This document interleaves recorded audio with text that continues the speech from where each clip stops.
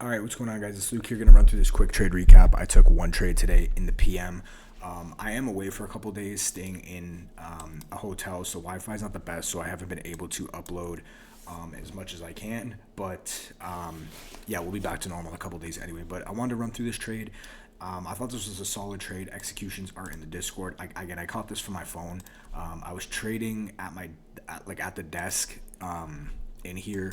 For AM, I didn't see anything I liked in AM, and then eventually caught this later on in the day. So coming into market open, obviously we're at all-time highs, and I was just kind of just waiting to see what market open wanted to do. So market opens up, and we get the initial manipulation lower. I wanted longs. I just personally didn't see anything I really wanted. We were kind of delivering off nothing here.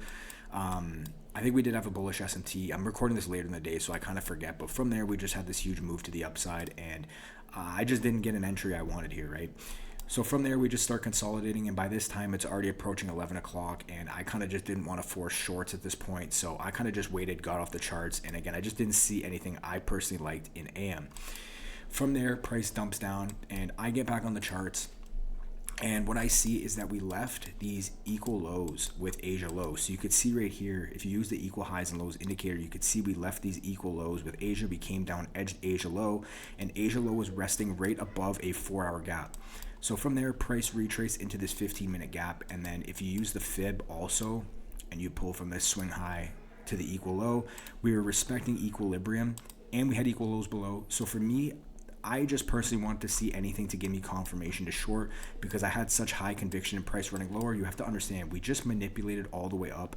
I highly doubt price is going to want to retrace all the way up here. We're probably going to get a continuation to those equal lows. It's a strong draw on liquidity. There's an unfilled gap below it. We retrace the equilibrium, and we're delivering off a 15-minute gap. I think we can catch, again, if you've seen, I talked about this, we get an aggressive move to the upside. I'm expecting an aggressive move back down.